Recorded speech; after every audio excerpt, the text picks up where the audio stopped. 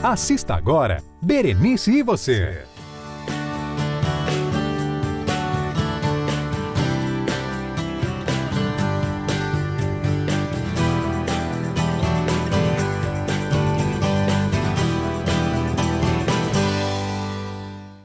E boa tarde, meu telespectador. Eu chego até você hoje dando um grande abraço em cada um de vocês. Eu estou levando hoje, dentro do seu lar, um pouco da esperança e muita fé.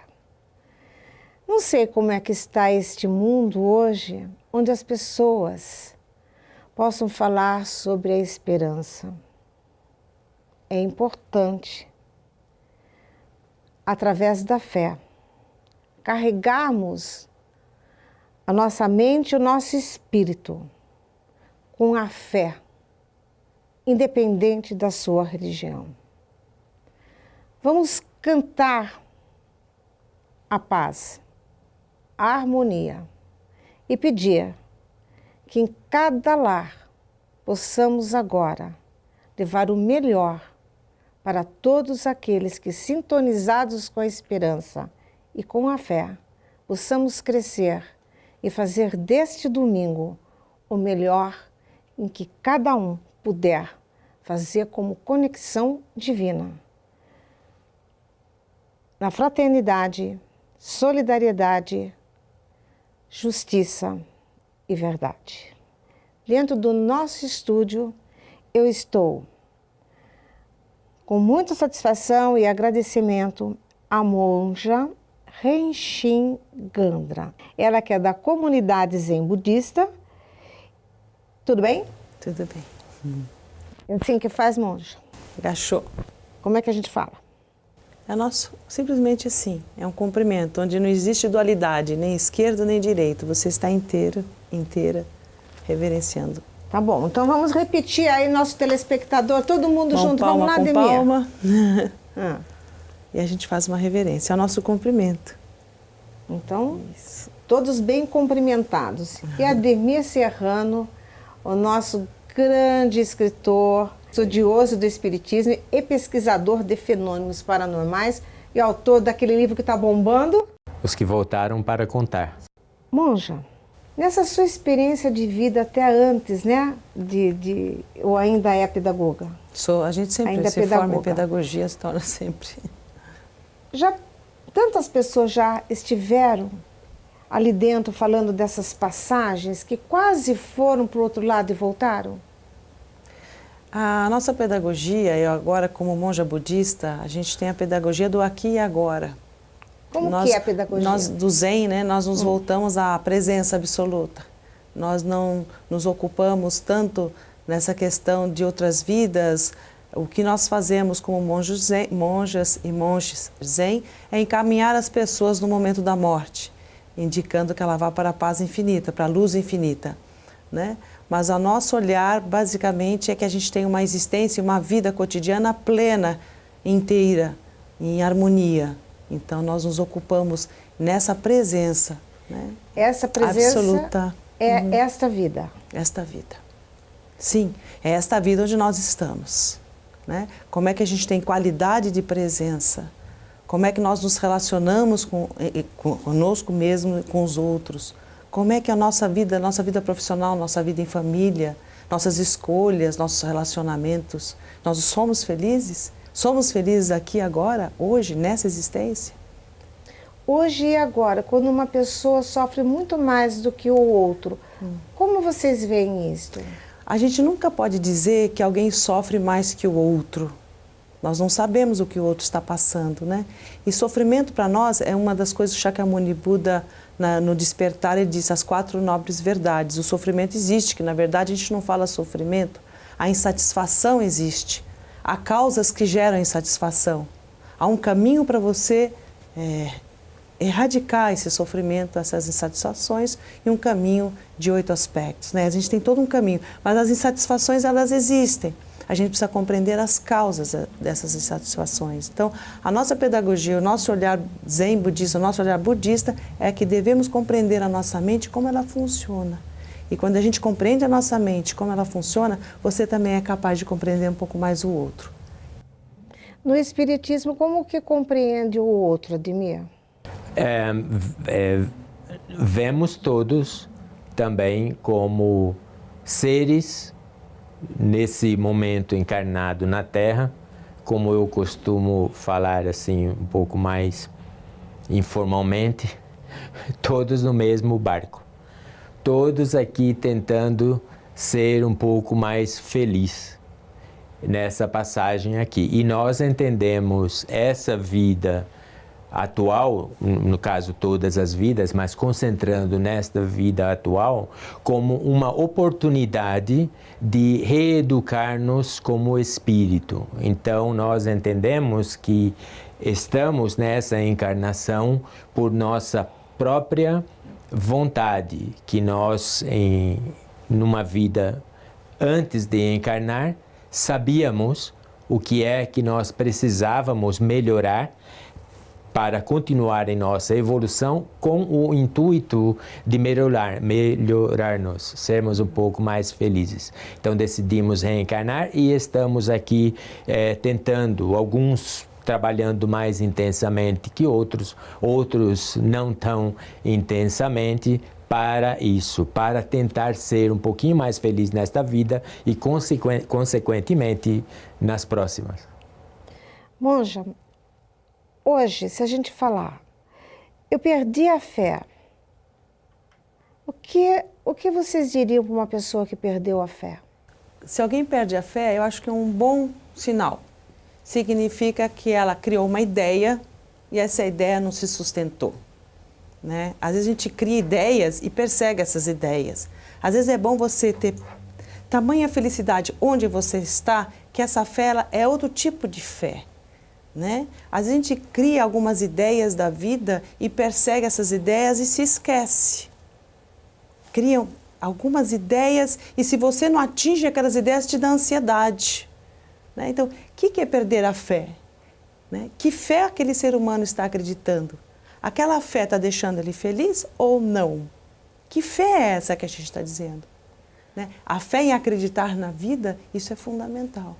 Né? Isso a gente, acreditar na vida, é isso que a gente quer cada vez mais ter clareza. Que vida eu estou acreditando? Eu tenho a fé porque essa fé é aquilo que eu estou pensando, que eu acredito por eu mesmo e eu faço então essa perseguição através dos meus pensamentos.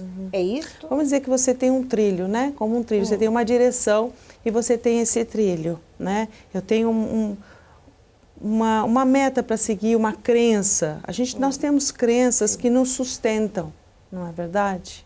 Então, que nos alimenta na nossa vida, né? E isso é importante. E que esse caminho nos deixe felizes. Isso que eu gostaria de destacar, quer dizer, que isso que eu acredito, essa fé, essa esperança, por exemplo, é uma coisa assim, eu tenho uma esperança em alguma coisa. E se ela não acontece? O que eu faço com isso? O que eu faço com isso? Né? Eu fico muitas vezes decepcionado, muitas vezes triste. O budismo ele traz um olhar assim, se eu estou presente no aqui e agora, pleno, inteiro, com meu corpo e minha mente, fazendo tudo com muito foco, muita presença, toda a vida se manifesta. Né? Eu percebo que muitas vezes a gente cria muitas ideias da vida e a gente persegue essas ideias só aqui nos relacionamentos, na convivência. A gente às vezes não consegue se relacionar. Aí começa a ter confronto um com o outro, de ideias. Isso é muito importante que aconteça, mas o que eu estou trazendo na minha vida que me deixa de fato no eixo, feliz, plena, né? Com alegria de viver. Né? E não às vezes muito frágil algumas coisas que a gente passa a acreditar e que elas às vezes mudam. O Buda falava que tudo está em constante transformação. Então eu acordo de um jeito, vou me deitar, já me transformei muitas vezes. Eu comecei acreditando em algumas coisas, à noite, pelos relacionamentos, muita coisa mudou. Como é que eu lido com isso? Transmuta, né? Transmuta. Eu acho que... O nosso escritor, o Ademir Serrano, que mora há 33 anos na Flórida, viveu momentos agora que precisou de muita fé e esperança, não foi? Me conta um pouco, como é que foi viver aqueles dias com o furacão? Com a Irma. Com a Irma. São momentos interessantes e eu, justamente, eu usei a minha fé, meu conhecimento, minha esperança e também a minha lógica, a minha razão para atravessar aquele momento. Eu estive, obviamente, junto com minha família dentro da casa, com minhas filhas, meu neto, minha esposa. Então, ela estava, e mais tomamos, porque nós somos direcionados e quase que obrigados a tomar as precauções para que nós nos protejamos, né, a nossa integridade física, a nossa propriedade, etc.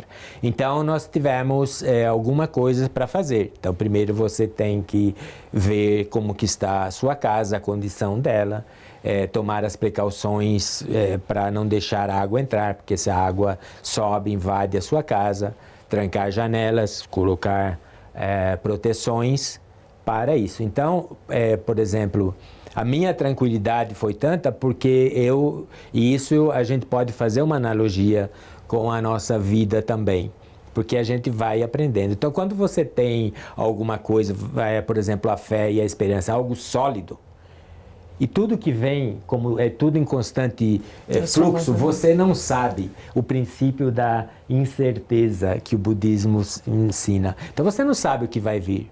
Mas se você estiver precavido, você tem mais condições de enfrentar aquilo. Então, tomamos todas as... E eu estava super tranquilo, eu estava meditando na janela e o vento soprando a 180 km por hora e fazendo aquele barulho. E minha esposa às vezes vinha, mas por que você está fazendo? Meditando. Mas e o vento? Falei, lindo, um som lindo. Veja a força da natureza. Mas eu estava tranquilo porque eu sabia que eu tinha tomado todas as precauções. Então, de vez em quando, a gente observava lá fora e via algumas, as destruições maiores foram árvores que caíram justamente como em nossas vidas, uma analogia.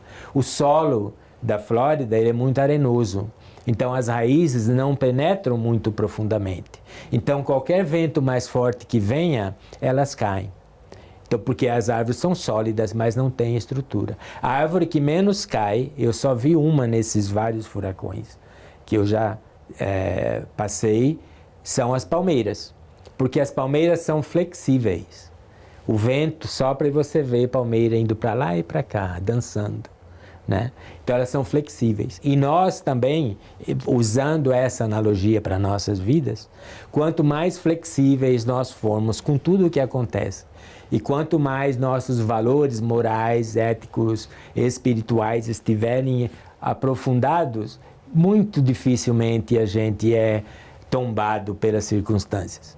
Então é fácil, ou torna-se muito mais fácil, viver essa vida que é uma experiência, é um milagre, mais tranquilamente, quando você tem essa solidez. E depende de cada um de nós procurar fazer, fortalecer, aprender com tudo, com a vida, com as experiências de outros, com os nossos dias bons, com os nossos dias ruins, e criar essa solidez para nós e para sempre caminhar todos os momentos de nossa vida com fé e esperança, fazendo o nosso trabalho o melhor que pudermos. É mais ou menos isso, né, Monja? Eu gostei muito do que ele colocou, que ele tomou providências. Né? Então, ele tinha tranquilidade interna, né? Que ele meditou. É uma outra coisa que a gente sempre recomenda, a meditação, né? Que nos dá esse equilíbrio interno. Ele sabia, ele pôde contemplar o evento, a beleza da natureza, porque você estava no seu eixo, estava assim, né? Mas você tomou providências. Então, as coisas que a gente fala, a gente tem que estar sempre atento e também ter uma ação adequada para se cuidar, se proteger, né? De uma maneira que, como você fez, você protegeu a você e a sua família, mas você usou a inteligência, você usou a ação e determinados cuidados. Muito bem, telespectador, daqui a pouco eu volto com você. rede de lojas Segue Imagens. Melhores opções em câmeras de segurança, iluminação em LED, diversos modelos de lustres, fios, cabos especiais, antenas e conversores digitais. Encontre a solução ideal para seu sistema de segurança com os kits de 4, 8 ou 16 câmeras e ainda lindos lustres em cristal com mais de 20 modelos e variedade de estilos. E tem mais, não fique sem o sinal de sua TV com a linha de antenas e conversores digitais. 11 3322 8778. Segueimagem.com.br. Workshop de desenvolvimento da terceira visão com Berenice Bellato. Aprenda técnicas como relaxamento, concentração, estudo dos pontos energéticos do corpo e muito mais. Dia 17 e 18 de março, na Varanda Cultural Violeta Vitória. Alameda das Araras, 160, Alpes da Cantareira, São Paulo. Mais informações no WhatsApp 11 96426 4217. Participe!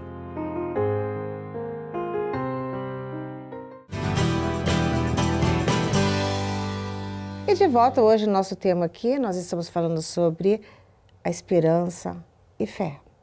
E eu estou aqui com o nosso escritor, estudioso do espiritismo e pesquisador de fenômenos paranormais, Ademir Serrano, já residindo na Flórida há 35 anos e autor aí daquele livro de sucesso...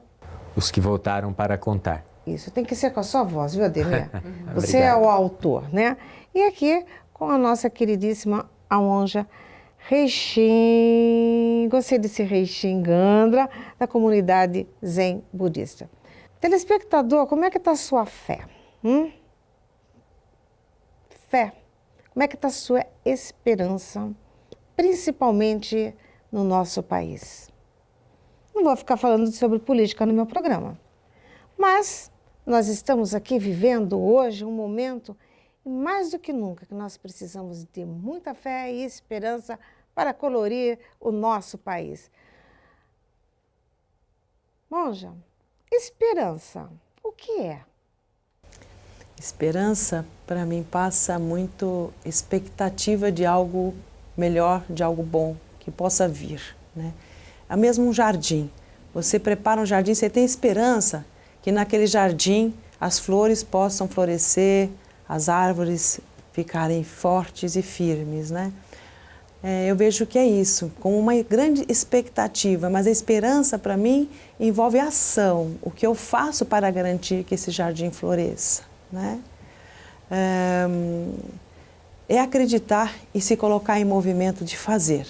Jardim nós plantamos e temos a esperança. Ademir, você é um pouquinho mais chata com você.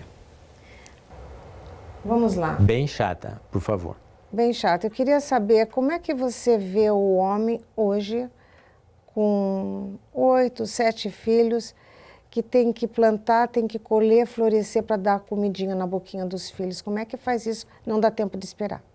Então, primeiro, nós temos, todo ser humano tem, e não todo ser humano, todo organismo vivente, ele precisa primeiro manter a sua integridade física para avançar na sua evolução consciencial. E não só o ser humano, como animais, como insetos, todos. Então, manter o corpo físico, a vida física, alimentado e abrigado, é a primeira providência que todo ser faz, a busca do alimento. E o pai de família ou os pássaros, a gente vê na natureza, quando numa ninhada de pássaros, por exemplo, o trabalho da mãe e do pai também, ele se transforma e ele é fundamentalmente aquele de buscar alimento e garantir o sustento das suas criaturas. Já existe em cada um de nós essa conscientização, essa sabedoria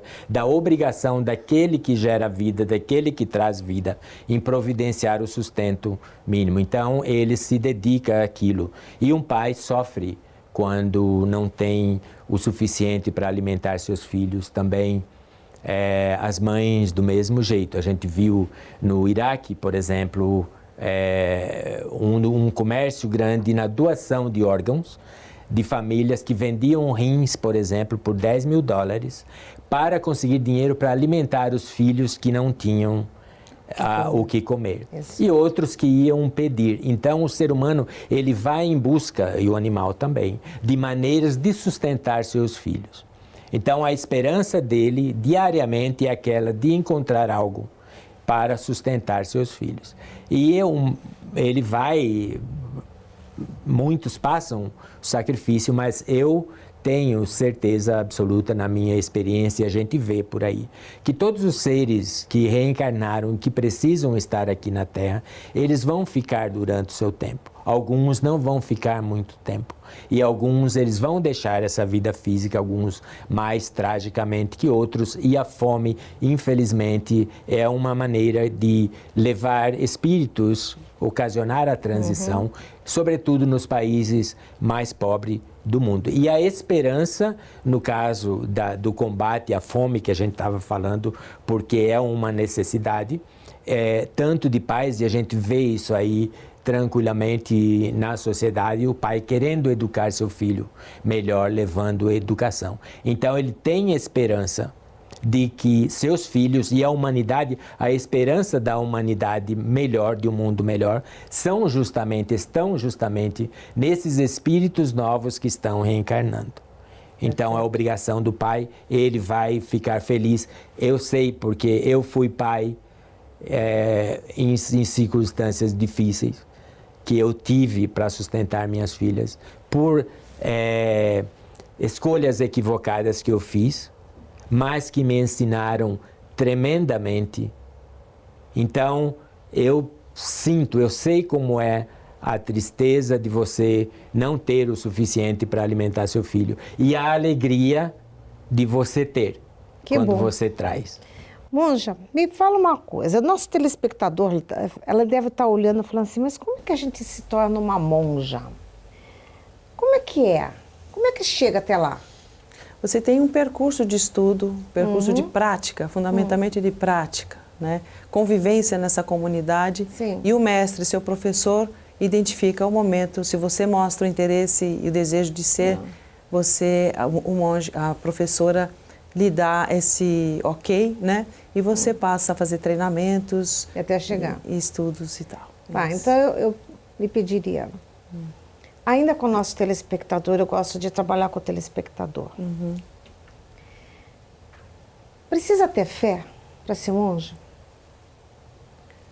Eu acredito que sim, né? Precisa ter um grande amor pela vida para ser monge. Pela vida? Não só monge, qualquer ser humano. Eu acho que tanto monge, na nossa comunidade, tanto monge quanto leigo, a gente não faz diferença. A diferença é que o monge torna-se um profissional, ele faz enterros, casamentos, como um padre, tem uma função. Minha vida me dedicar, eu saí da área pública, 35 anos na área pública, eu estou me dedicando à vida religiosa mais agora, eu posso dar palestras sobre budismo, sobre os ensinamentos de Buda, me dedico a isso. Né? E aí, como qualquer leigo pode ter essa dedicação, e tem que ter um grande amor pela vida, né? E quando você falou da esperança, eu acho, e também há desesperança, nós temos muito um processo de desesperança que a gente tem que cortar. Ela não pode existir em nós, porque isso nos imobiliza. A esperança é aquele mote que nos coloca em movimento. Se a gente tem determinadas dificuldades, a gente tem uma inteligência mais ativa e tenta resolver essas dificuldades. Né? Então, esse amor à vida nos torna aquele dínamo, né? Aquela energia que supera dificuldades. Ademir, pelo que ela fala, eu vou sempre dialogar com você aqui. O movimento é rápido de pensamento.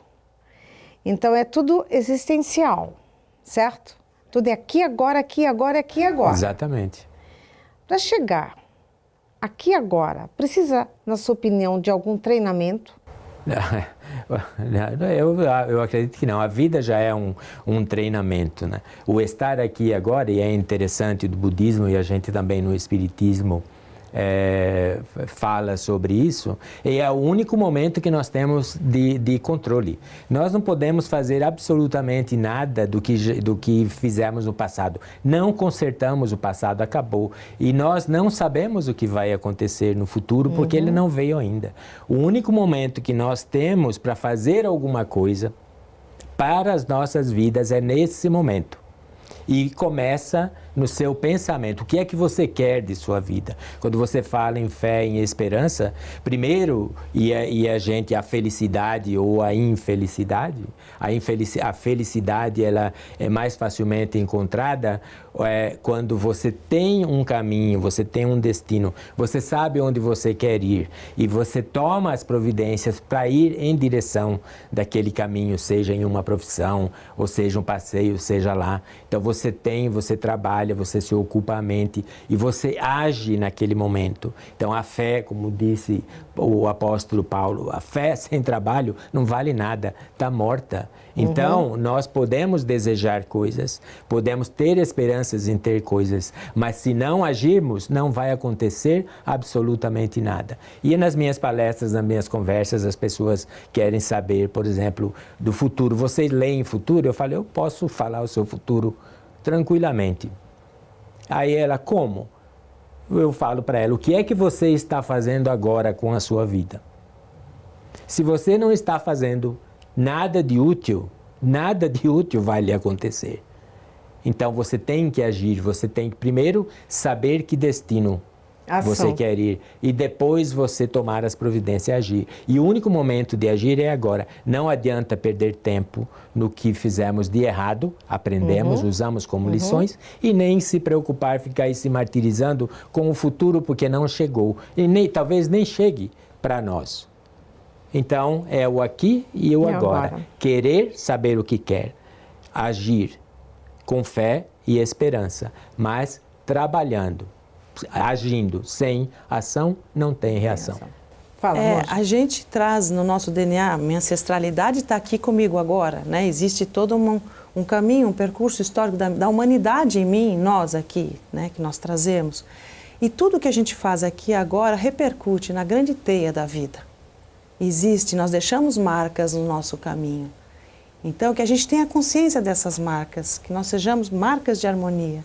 E se estamos com algumas dificuldades, é o momento de parar. E o treinamento que a gente diz é um treinamento, sim, de parar todos os dias, uma vez por dia, um horário, consciência da respiração, postura. A meditação está aí para isso, para qualificar o nosso autoconhecimento, né? Hoje em dia está todo mundo procurando meditação, yoga, outras práticas. Existe sim a necessidade de nós nos realinharmos talvez internamente, porque nós estamos sendo muito difusos, né? E essa nossa energia ela vai escapando. Então é importante essa consciência de nos cuidarmos, de nos conhecermos, que as nossas pegadas, nossos passos sejam passos conscientes e benéficos para todas as formas de vida, né? Não só seres humanos, mas para toda essa consciência ambiental entre nós. E isso repercute, sim, no resultado de um futuro, que nós não vamos ter governabilidade, não vamos ter. Mas o que eu faço aqui, eu vou ter pelo menos um pouco de consciência, né? Obrigada, amor. E telespectador, cheguei ao final do programa, meus queridos. Eu vou deixar com vocês aqui, olha, um grande abraço, beijo, muita paz, muito amor, fé e esperança.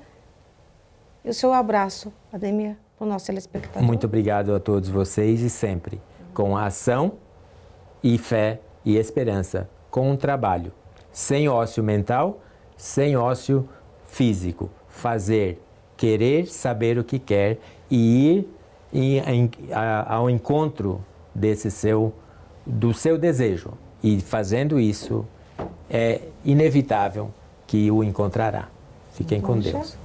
Apreciem a vida de vocês. Ela é única. Apreciem. Então vamos terminar do jeito que nós iniciamos, né? Vamos. Apreciem. Aprecie. Tchau. Rede de lojas Segue Imagens. Melhores opções em câmeras de segurança, iluminação em LED, diversos modelos de lustres, fios, cabos especiais, antenas e conversores digitais. Encontre a solução ideal para seu sistema de segurança com os kits de 4, 8 ou 16 câmeras e ainda lindos lustres em cristal com mais de 20 modelos e variedade de estilos. E tem mais, não fique sem o sinal de sua TV com a linha de antenas e conversores digitais. 11 3322 8778. Segueimagem.com.br. Workshop de desenvolvimento da terceira visão com Berenice Bellato. Aprenda técnicas como relaxamento, concentração, estudo dos pontos energéticos do corpo e muito mais. Dia 17 e 18 de março, na Varanda Cultural Violeta Vitória. Alameda das Araras, 160, Alpes da Cantareira, São Paulo. Mais informações no WhatsApp 11 96426 4217. Participe!